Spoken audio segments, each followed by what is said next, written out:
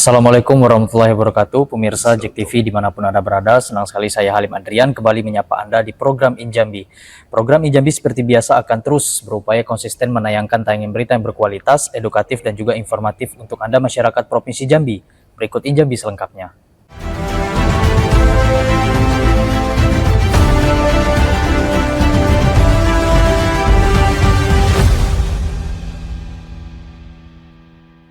Pemirsa Injambi edisi kali ini kita akan membahas tentang kesiapan keberangkatan jamaah haji Provinsi Jambi tahun 2026. Hadir narasumber kita yakni Kabid Bina Haji dan Umroh Pelayanan Haji, Kanwil Kementerian Haji dan Umroh Provinsi Jambi. Pak Kabid yakni Haji Majdi SAG MAG. Bapak, terima kasih sudah meluangkan waktu. Waalaikumsalam. Bapak sehat Pak ya? Alhamdulillah sehat. Semoga nanti bisa berbagi cerita nih Pak. Boleh. Bagaimana persiapan ke masyarakat kita di Provinsi Jambi. Pak, untuk mengawali segmen pertama kita, secara gambaran umum bagaimana kesiapan keberangkatan haji ini Pak? Alhamdulillah, terima kasih. Assalamualaikum warahmatullahi wabarakatuh. Para pemirsa Injambi yang kami muliakan. Untuk informasi awal, kesiapan penyelenggaraan ibadah haji kita pada tahun 2026 ini insya Allah sudah maksimal. Tadi baru saja kita mengikuti rapat koordinasi teman-teman kesehatan untuk mempersiapkan melayani calon jamaah yang akan masuk ke asrama ini, asrama Haji Jambi, insya Allah pada tanggal 5 Mei nanti, hari Selasa, pada pagi hari jam 8 pagi insya Allah kawan-kawan sudah siap semua, dan kita bisa lihat di asrama haji ini kondisinya sudah sangat kondusif, sudah juga diperiksa oleh tim yang berwenang, baik itu dari laboratoriumnya, udah itu dari lingkungannya sudah dibersihkan lah, kamar-kamarnya sudah insya Allah nanti pada tanggal 2 Mei nanti hari Sabtu itu akan dilakukan fogging. Jadi artinya kita juga bersiap untuk bagaimana jamaah itu nyaman di kamar, tidak ada banyak nyamuk yang nantinya ya bisa juga menghambat perjalanan ibadah mereka ke tanah suci. Tanah suci Pak. Jadi insya Allah sudah siap ya. Sudah maksimal ya Pak. Insya Allah. Ya? Kalau pelaksanaan keberangkatannya tanggal berapa tadi Pak? Untuk Jambi itu tergabung dalam kloter 13 BTH. Batam, itu artinya masih dalam kloter gelombang pertama. Artinya kalau gelombang pertama itu dari Jambi masuk bandara lagi, nanti bandara Jambi itu akan diangkut ke bandara Batam Hang Nadim. Nanti di sana akan diberangkatkan melalui pesawat Saudia yang isinya insya Allah jamaah kita 445 termasuk petugas, itu akan diberangkatkan ke Madinah. Karena gelombang 1 itu ke Madinah, nanti gelombang kedua baru ke Jeddah. Jadi kita untuk Provinsi Jambi ini hanya satu kloter yang termasuk dalam gelombang pertama. Nanti setelah itu ada Jeddah waktu sekitar 5 hari atau 6 hari, masuk lagi kloter yang ke-19, itu baru gelombang kedua. Dari Batam langsung ke Jeddah, Jeddah langsung ke Mekah itu. Ada 2 gelombang ya? Ada 2 gelombang. Kalau untuk jumlah calon jamaah haji kita ini berapa Pak yang berangkat? Saat ini masih tercatat itu sebanyak 3.276 jamaah dan ditambah dengan 30 petugas menjadi keseluruhannya 3.306. Apa ada yang gagal berangkat nih Pak? Gagal berangkat sampai saat ini kan belum ada, karena kita belum melakukan pemberangkatan, dan insya Allah kalau juga nanti menjelang keberangkatan itu ada yang batal itu kan banyak macam penyebabnya, ada meninggal dunia, ada sakit yang tidak bisa mereka dalam pandangan pihak medis tidak layak terbang, itu punya penyakit yang kronis macam-macam lah, itu nanti akan kita lakukan batal ganti namanya. Batal ganti. Batal ganti itu kita punya cadangan, jamaah cadangan yang sudah siap istitoahnya, sudah melunasi biaya BPIH-nya, dan itu insya Allah ada 9% sudah kita persiapkan. Sudah dipersiapkan. Supaya proses ini lancar. Mudah-mudahan tidak ada yang gagal berangkat ya insya Pak. Allah, mudah-mudahan kita berdoa begitu. Mudah-mudahan. Pak, kalau proses hingga terbitnya visa dan siap diberangkatkan tuh bagaimana Pak prosesnya? Nah, kita kan pertama ini ada bedanya antara pelaksanaan penyelenggaraan ibadah haji tahun 2026 dengan 2000 sebelumnya, 2025, 2024. Kalau dulu jamaah itu kita hubungi ketika dia masuk porsi akan berangkat pada tahun yang berjalan, kita hubungi dan pada saatnya nanti kita persilakan untuk melunasi biaya itu, karena kan porsi awal itu kan kita jamaah ini membayar 25 juta. Nah itu mungkin beberapa tahun mereka menunggu, dan ketika saatnya untuk melunasi kita persilakan untuk melunasi. Baru setelah itu kita persilakan lagi untuk mengecek kesehatannya apakah istitoah atau tidak. Nah itu yang dulu. Kalau sekarang ini porsinya masuk, tahun berjalan, kita persilahkan kepada calon jamaah ini untuk mengecek kesehatannya beberapa hari, nanti keluar dari kesehatan dari puskesmas bahwa jamaah ini istitoah, yang ini tidak. Yang istitoah akan diberikan kesempatan untuk lanjut membayar ataupun melunasi biaya haji. Itu tahun ini. Jadi istitoah dulu. Kalau dulu bayar dulu baru istitoah. Nah gitu, itu ada plus minusnya. Nah nanti setelah itu dilaksanakan, maka jamaah ini kita persilakan untuk membuat paspor bagi yang belum punya. Itu khususnya paspor yang minimal 2 suku kata namanya, itu persyaratan untuk berhaji. Lalu setelah itu paspornya siap, kita lakukan namanya tapping paspor itu. Nah ada groupingnya, nanti kita ajukan pembuatan visa. Sebelum itu ada namanya biopisa, nanti jamaah bisa melakukan biopisa mandiri bagi yang sudah bisa, sudah bisa kan melalui HP. Nah kalau tidak maka mereka akan menghubungi kantor Kementerian Haji di kabupaten kota juga ada, di sini juga bisa. Nah setelah itu baru kita ajukan untuk penerbitan visa.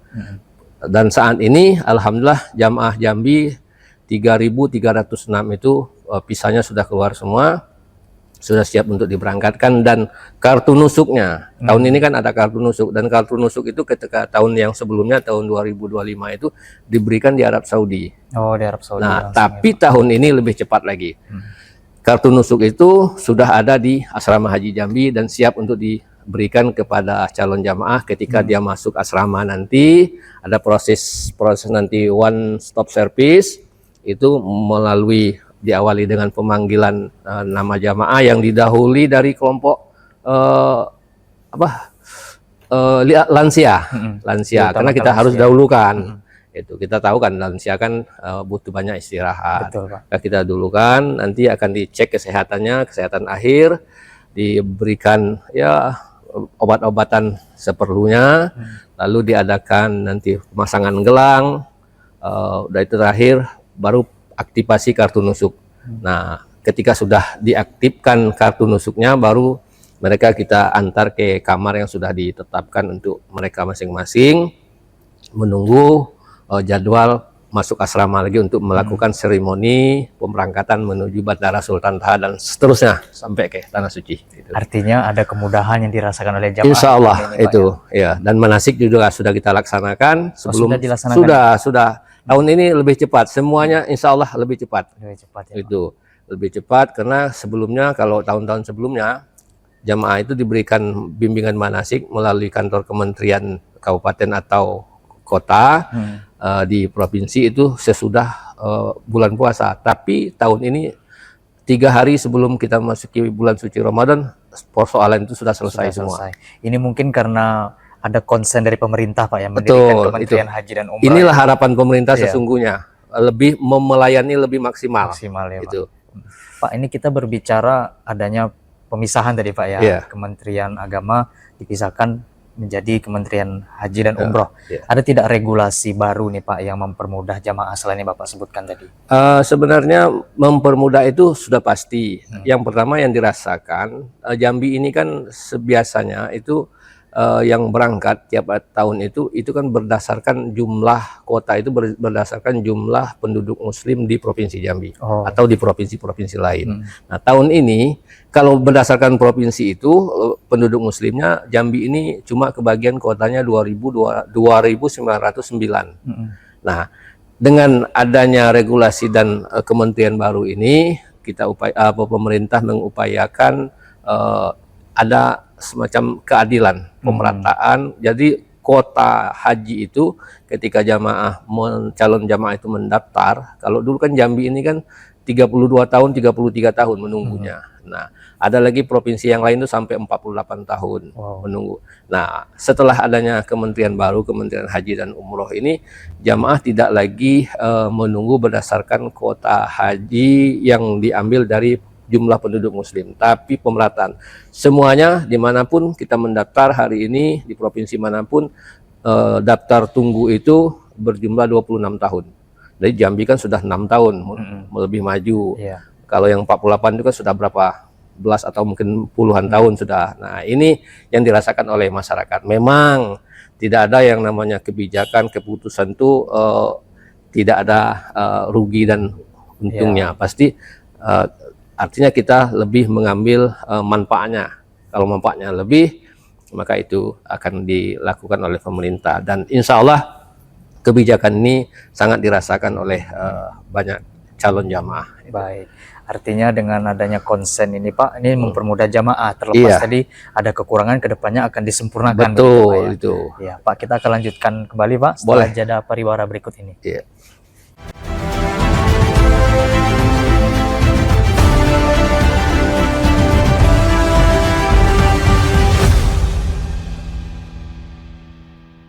Pemirsa, Anda kembali di Injambi. Pak, kita tadi telah berbincang-bincang bagaimana Kementerian Haji dan Umroh ini mempersiapkan berbagai macam regulasi untuk mempermudah jamaah. Di segmen kedua ini kita fokus ke pelayanan jamaahnya, Pak.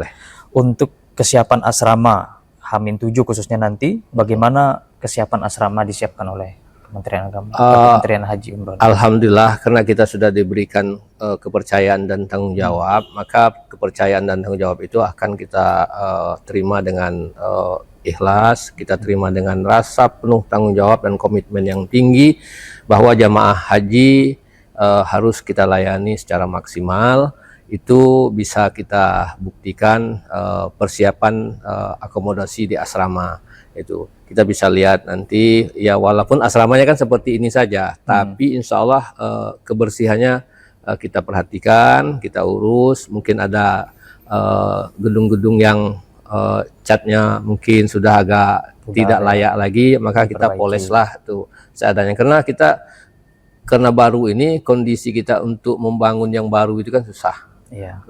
Jadi kita memanfaatkan yang ada ini, tapi insya Allah walaupun gedungnya lama tapi kesannya bersih. Bersih itu memberikan rasa nyaman kepada jamaah, dan kita juga sudah menyiapkan gedung untuk menampung lansia. Memang ada kita persiapkan rumah ramah lansia. Ada khusus ya, Pak? Ada, itu ada untuk 80 jamaah.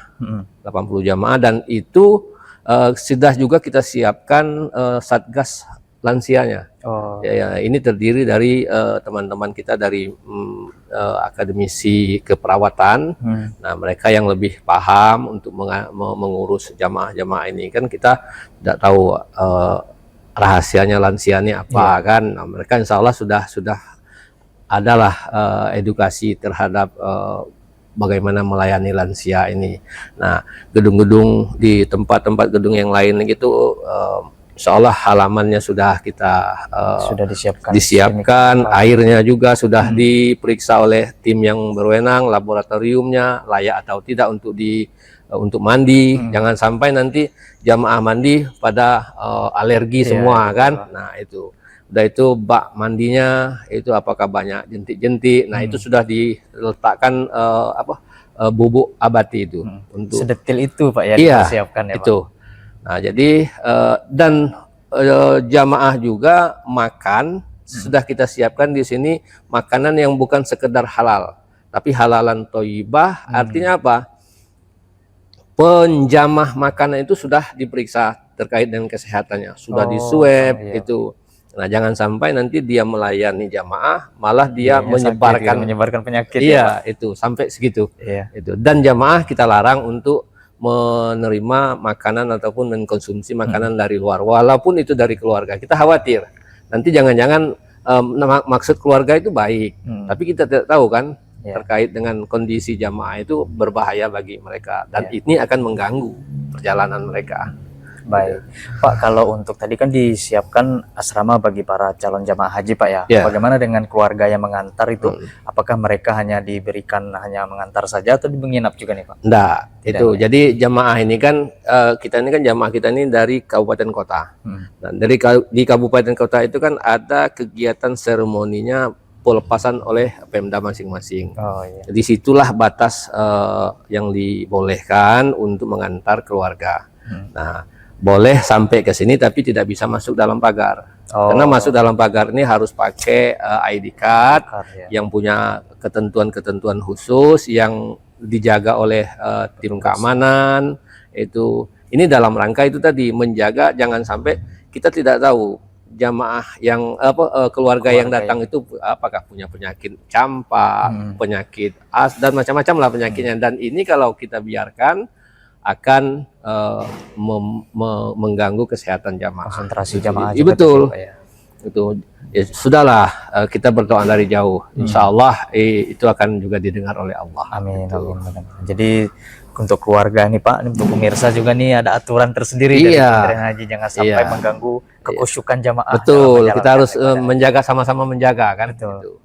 Pak, kalau untuk petugas pendamping ibadah haji sendiri, itu mereka mulai bertugas apakah dari tempat keberangkatan atau sudah menunggu di sana nih Pak? Gini, dia petugas ini kan ada dua macam.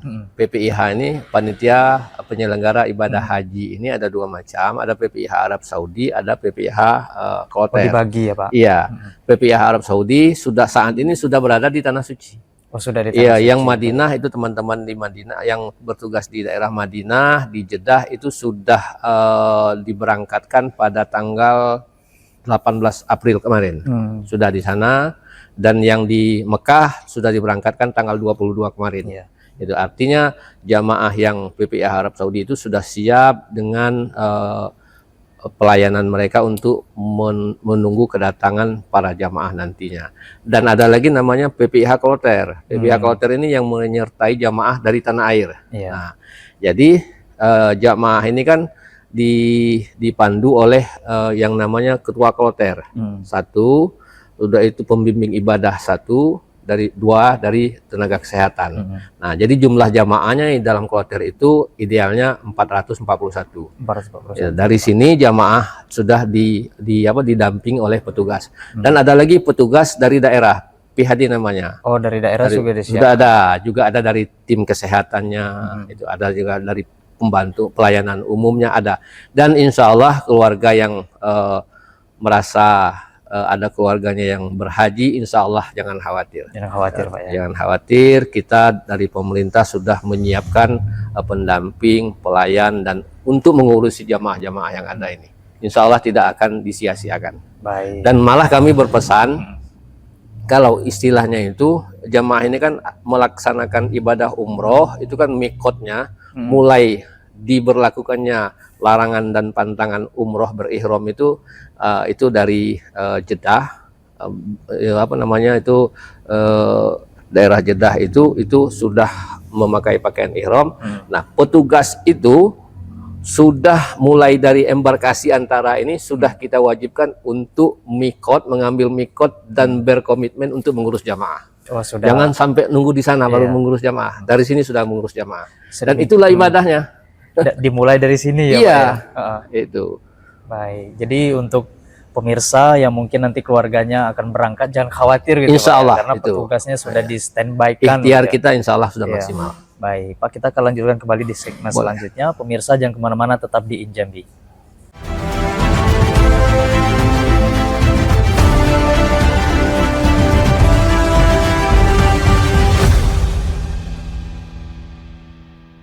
Pemirsa, Anda kembali di Injambi. Tadi kita telah berbincang ya Pak mengenai bagaimana terakhir tadi itu persiapan petugasnya Pak ya. Iya. Dan yang segmen ketiga ini kita akan membahas tentang sinergi Pak. Nah, untuk koordinasi dengan pemerintah daerah sendiri seperti apa Pak terkait penyelenggaraan haji di Provinsi Jambi? Itu harus, karena regulasi sudah mengatur itu, dan pemberangkatan haji ini tidak boleh terlepas dari pemerintah daerah. Kenapa? dalam regulasi sudah dijelaskan bahwa jamaah ini perlu dilayani, dilindungi dan dibina. Nah, jadi tahun ini alhamdulillah perhatian pemerintah kita baik dari pemerintah kabupaten, pemerintah provinsi itu tahun ini kan jamaah menurut komitmen Pak Presiden kita bahwa biaya haji tahun ini harus turun. Harus turun. Alhamdulillah dari tahun yang sudah itu 2 juta lebih kurang turunnya.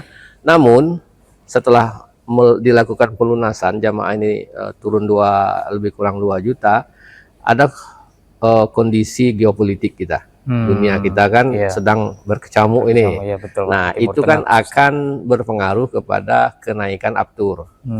Aftur naik karena kita memberangkatkan ini memakai pesawat, artinya konsekuensi itu berakibat juga kepada jamaah kita.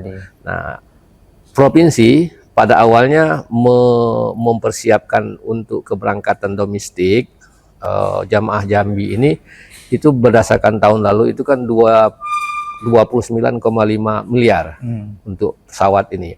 Nah, pertama itu akan menjadi naik ketika jamaah kita bertambah. Jamaah kita kan bertambah 300-an lebih. Nah, itu kan perlu biaya. Artinya naik lagi kan. Nah, naik aftur lagi itu kesimpulannya pada tahun ini memerlukan biaya 500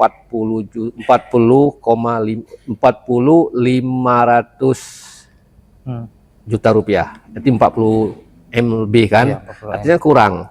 Nah, jadi ini setelah kita komunikasikan dengan Pak Gubernur bagaimana caranya jamaah ini kalau kita pinta dari jamaah lagi itu akan ditanggung oleh jamaah sekitar 7.900.000 per jamaah. Jamaahnya ya, Pak. Harus nambah kan? Tidak jadi lagi cerita turun biaya haji. Maka komitmen Pak Gubernur, komitmen pemerintah daerah kabupaten kota kita ini ditanggung oleh pemerintah. Dan alhamdulillah itu sudah terlaksana dan tinggal eksekusi kapan jamaah ini akan diberangkatkan. Nah, yang berani ini cuma Lion. Lion itu komitmennya ketika jamaah ini terjadi delay, dari sini delay, artinya kan Saudi kan tidak mau nunggu. Nah, dia harus bertanggung jawab mengantarkan jamaah ini bagaimana caranya harus sampai ke tanah suci. Itu konsekuensinya. Makanya dia harus juga hati-hati kan. Itu delay ini penerbang ini harus jadwalnya on time. Artinya kesiapan dari kita dan juga dukungan dari Gubernur Jambi tadi ini sangat luar biasa. Alhamdulillah, itu kita pada kesempatan juga mengajak jamaah untuk mendoakan beliau mudah-mudahan sehat kan. Amin, dari upaya beliau untuk jamaah Jambi ini perhatiannya sangat besar sekali demi kenyamanan dan kelancaran perjalanan jamaah. Baik Pak, ini maaf saya tanyakan Pak ya. Kan banyak di luar sana ada biro haji umroh nih Pak ya. Bagaimana dalam keberangkatan ini bentuk sinergitasnya seperti apa ini Pak? Gini, kita punya semacam aturan.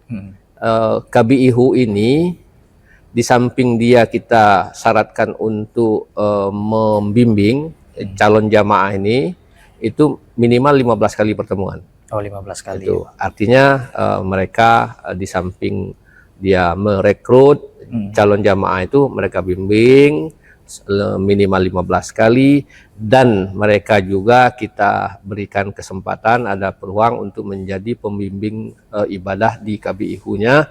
Itu untuk aturan tahun ini minimal dia memiliki calon jamaah yang berangkat pada tahun ini itu 151 jamaah.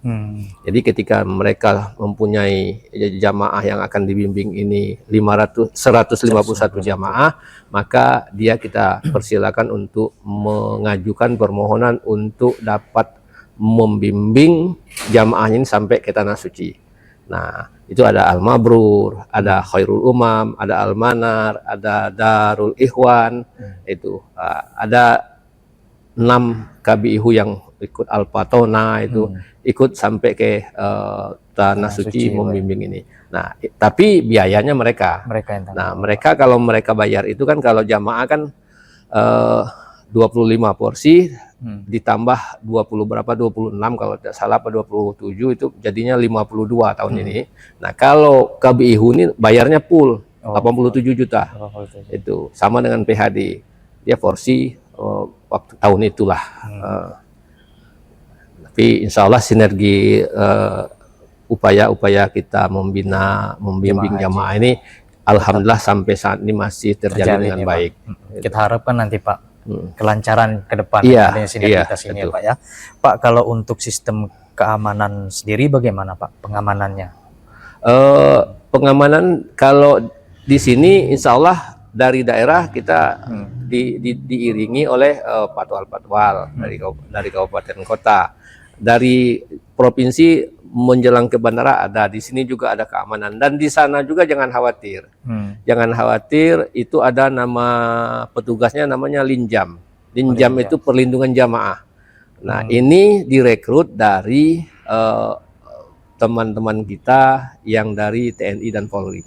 Dari TNI Polri. Iya. Nah, jadi dia berseliweran di kota Mekah, di Madinah itu dia pakai baju petugas dan dia melihat situasi di tanah suci itu. Mungkin ada jamaah-jamaah kita mungkin dalam kondisi yang linglung, dia dekati, ditanya, itu lihat, dibantu segera. Artinya dari TNI Polri langsung pengamanannya. Insya Allah dia kan sudah dilatih juga lebih kurang 20 hari di Pondok Gede kemarin. Oh, dilatih Pak. Iya, dilatih khusus ya Pak. Betul. Untuk memastikan jamaah kita ini tetap khusyuk ya Pak. Iya, ya? Khusyuk, nyaman, tidak ada kekhawatiran. Itu. Kalau untuk langkah mitigasi Pak, adanya potensi kendala seperti apa? Kendalanya ini kan gini, jamaah kita tahun-tahun yang sudah itu mudah-mudahan untuk tahun-tahun ini akan terkurangilah kan kendala itu muncul. Karena begini, jamaah ini kan anehnya kita ini punya jamaah ini kan mulai dari yang tidak pernah sekolah sampai profesor. Sampai profesor itu jamaah kita kan. Campur satu keberangkatan. Nah, dari yang pandai baca, menulis sampai yang tidak bisa baca. Nah, ada lagi yang bahasa orang lain dia tidak ngerti. Nah, itu kendala. Nah, makanya tapi kita melakukan mitigasinya itu misal itu jamaah Tanjab Timur. Jamaah Tanjab Timur dengan Tanjab Barat nih kan. Kalau Tanjab Timur itu mayoritas kan orang kita Makassar Sulawesi kan Bugis. Nah, kita gabungkan dengan jamaah Tungkal, Tanjab Barat, kebanyakan Banjar. Nah, mereka berdua ini kan insya Allah saling mengerti.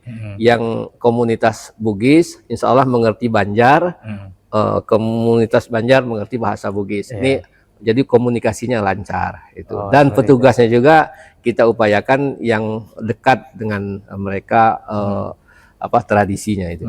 Itu salah satu langkah kita langkah kita. Kendala. Dan kadang-kadang jamaah ini kan kondisinya mendadak seperti ini karena belum pernah nganu pesawat kan, naik pesawat itu, nah macam-macam kan kecemasan. Nah, dan kecemasan ini bisa mengakibatkan mungkin jamaah ini bisa demensia. Kadang-kadang namanya sendiri dia tidak tahu. Lupa ya. Iya. Nah, itu macam-macam kita temukan. Insya Allah, dan ini sudah kita siapkan jamaah petugasnya untuk mengantisipasi ini. Artinya untuk masyarakat Provinsi Jambi, calon jamaah haji nanti jangan khawatir Pak ya. Insya Allah, karena segala kendala di situ sudah diantisipasi Pak, dimitigasi oleh para petugas di lapangannya Pak ya. Baik Pak, kita kelanjutkan Pak ya. Setelah jeda pariwara berikut ini, pemirsa jangan kemana-mana.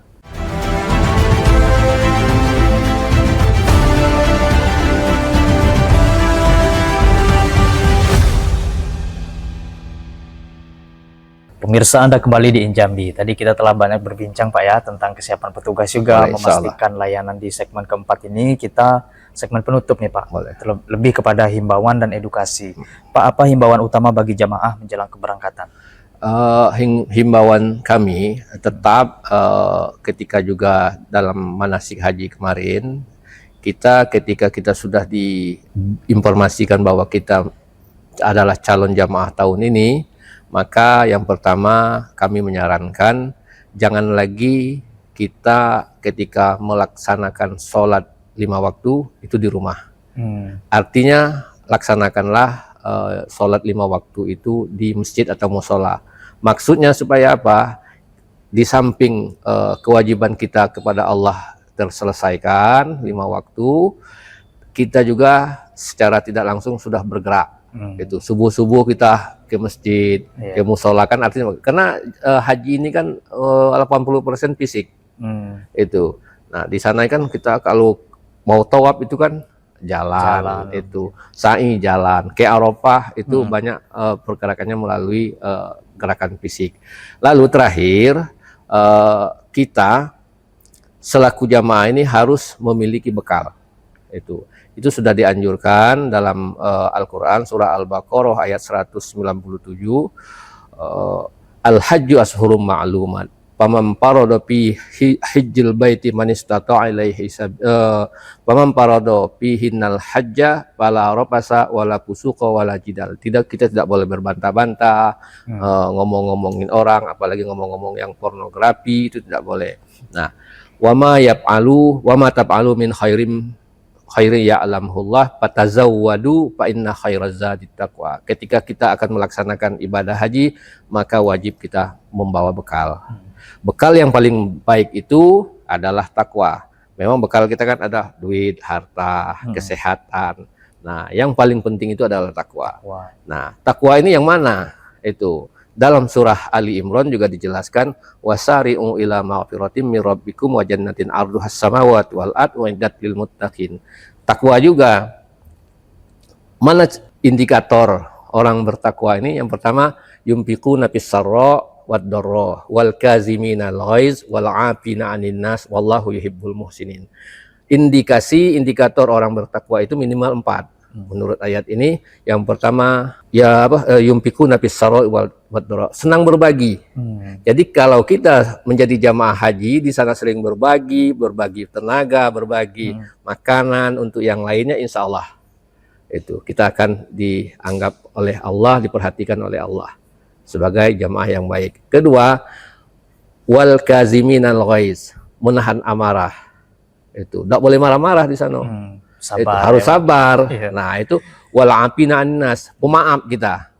Jangan misalnya konsumsi datangnya lambat kita maki-maki. Kita harus berbaik sangka. Mungkin petugas lagi kecapean atau macam-macam. Kita berbaik sangka, pemaaf.